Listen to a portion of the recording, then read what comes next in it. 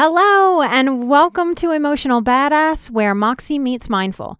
I'm Nikki Eisenhower, life coach and psychotherapist, and your host. And on today's episode, we are discussing yesing.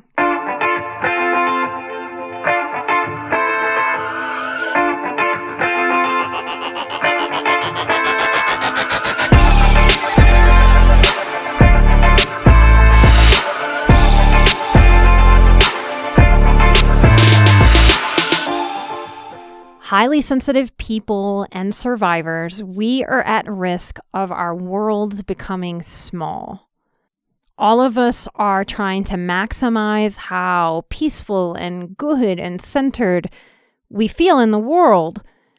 And on our journeys, often we spend some time pulling away from the world to be able to rest, to restore, to figure out what's going on, what we need to do to have better boundaries within ourselves, within our dysfunctional family systems, within our dysfunctional work systems, to be able to take care of ourselves. Many of us are introverted. That part of who we are can often believe that it's a better idea to say no to things and just sort of not try with people. A lot of us have been very hurt by people. Our hurt and our pain in this world didn't happen in a bubble. It happened because people either hurt us or they neglected us into some wounding. And that doesn't just go for outside in, that goes for inside out.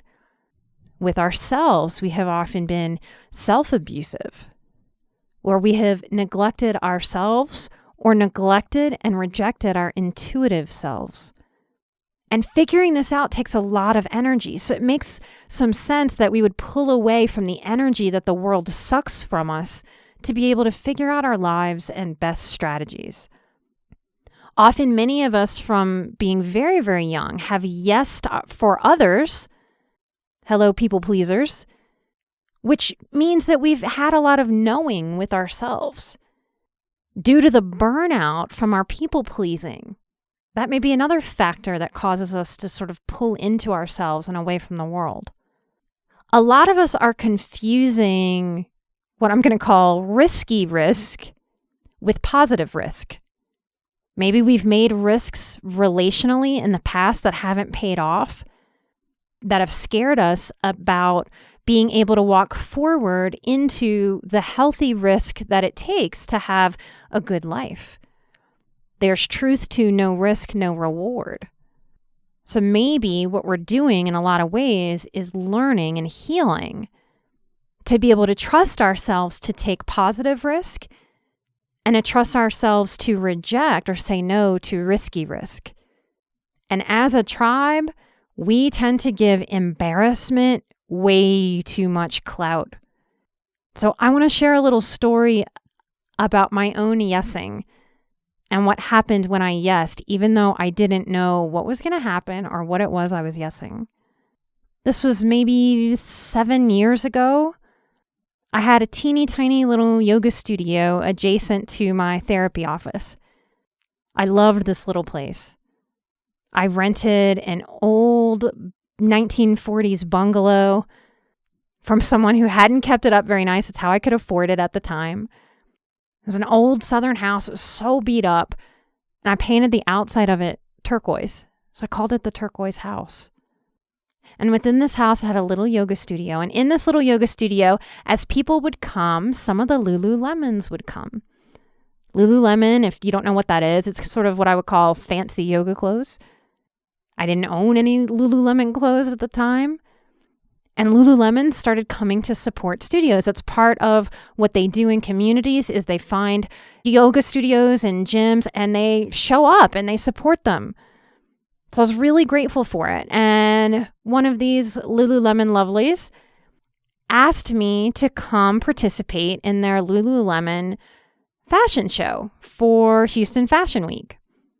Now, just like many of you, and I know that if you see me in public or you see me public speaking or I've done the moth before, or even if you're sharing a yoga class with me and the teacher invites us to say hello, you will see me do that with what seems like a lot of confidence and a lot of grace. And I don't want anybody to ever see that and assume that that's something natural in me. That's something that I have grown into. And the deep down truth of it is that each invitation for me to yes in these ways, I don't have a pure feeling of clarity on my yes, or a yes without any sort of hitches in it. I do feel a little sense of my introverted part that goes, ugh, no, yeah, ooh. I've learned that even though that feeling is there, because my introverted part is probably never going to be super excited about doing something in the public realm. The scared hurt part of me that remembers those hurts, it's never super, super excited that I'm going to take a vulnerable risk and tell someone hello or share my story. Or I even feel that when I sit down to record sometimes, though it's less and less and less each time I record something vulnerable. So I want you to know that as you're hearing my voice, as you're seeing me in the world, if you choose to do one of my courses or you see me in public, because I know that many of you out there struggle with being authentic. And in this healing work, there's a little bit of fake it till you make it that's got to be allowed. And we have to grow into what's good for us instead of what's comfortable. So when this Lululemon asked me to do this, I did this. I said yes, even though that part of me in the pit of my stomach was like, yeah, ooh, I don't know, what is that? And in that moment, I assumed that what she was asking me was that I would wear some yoga clothes and I would kind of hang out in front of the store with a bunch of other people who were in some yoga clothes hanging out in the front of a store.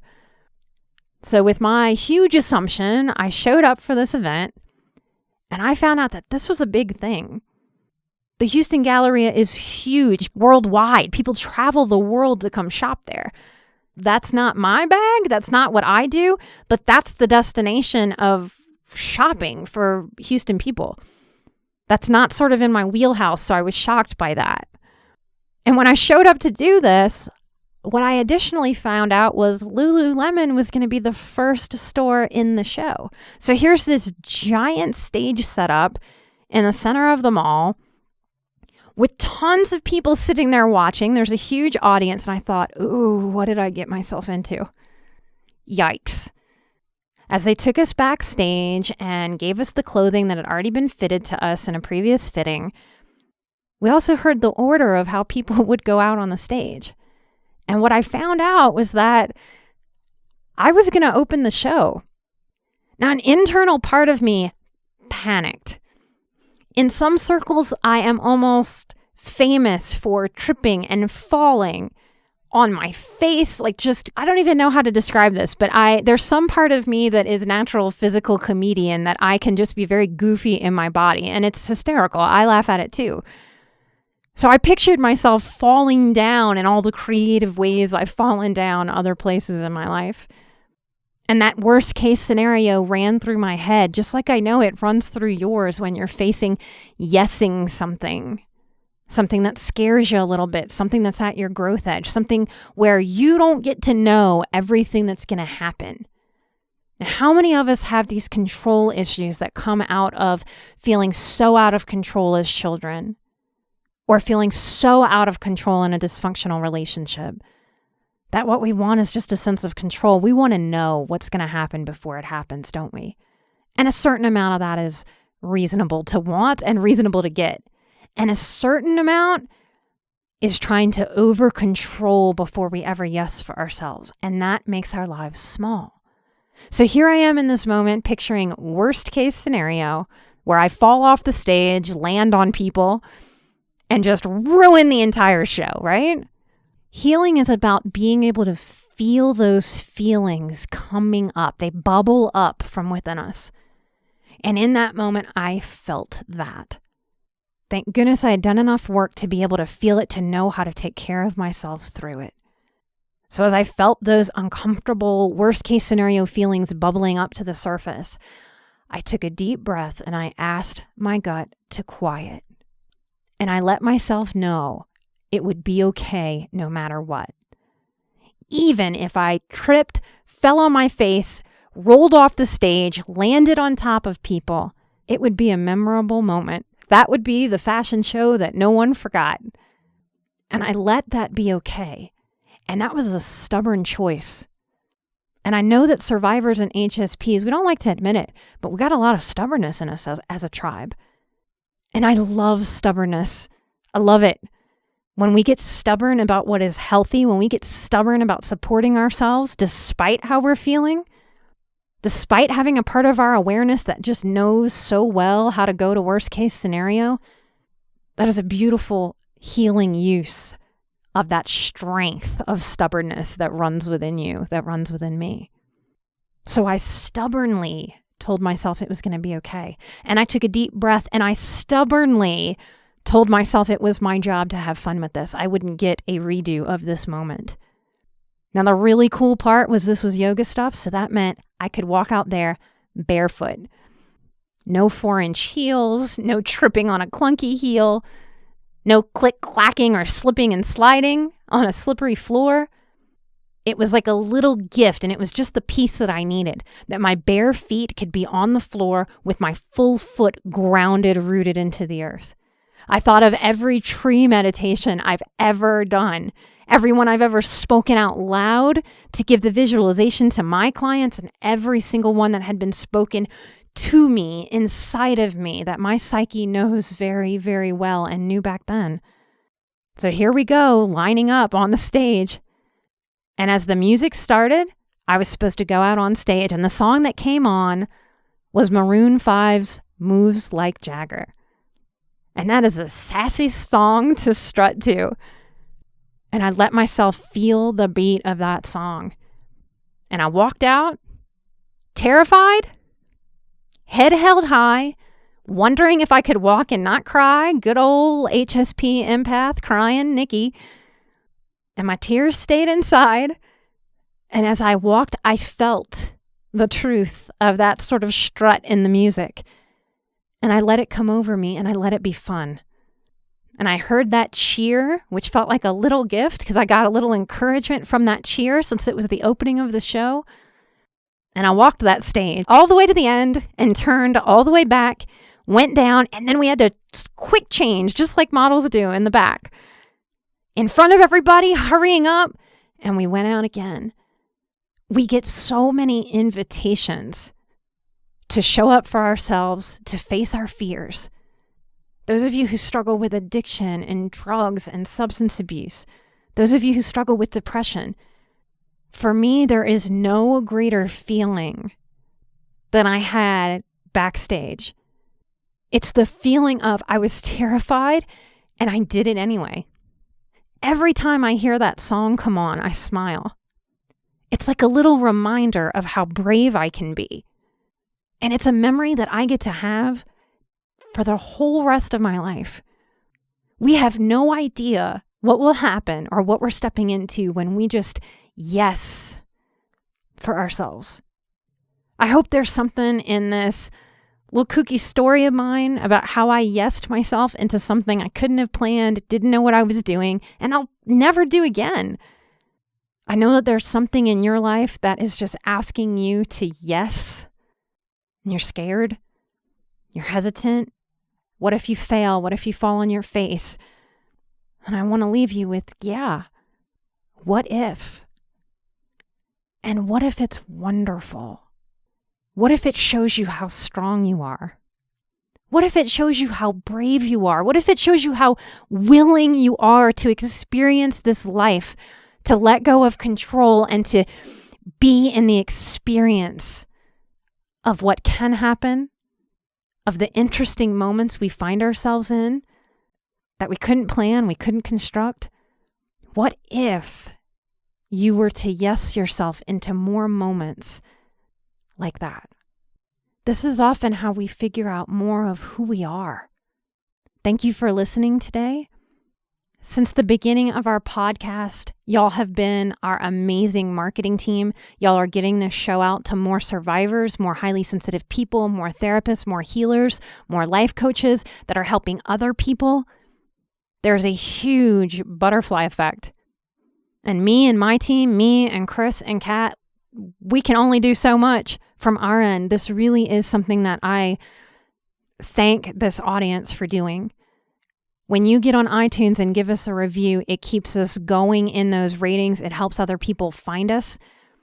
I know everybody's super busy. I appreciate it so much. When you do the work to get on and write a review, other people are finding that.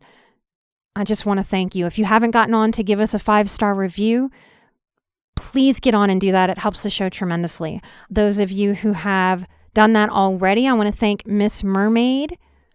Miss Mermaid, thank you for sharing that you used to think you were strange and different. I am also strange and different, and I'm proud of it. Thank you for sharing yourself. I don't know if I'm saying this correctly, but Chez Louport, thank you. I feel down to earth. I'm glad you can feel that coming from me. You're saying you wish they were a little longer. Some will be a little shorter, trying to serve all of y'all. Thank you, thank you, thank you for your vote of confidence. M. Gabs, you say this has been like EMT for my life. I'm so happy to help you lift weight off of your shoulders. You are not alone. Houston Lins, I want to thank you. You love that they're short. I'm glad that you love the short episodes and you could squeeze them in and it sets the tone for your week. Thank you for sharing. Paris M7. Ooh, you make me choke up. I believe in you like you believe in us. Thank you. I feel that.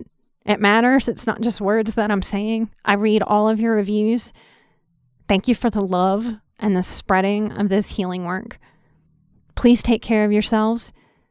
I hope you yes your way into something amazing because you deserve it.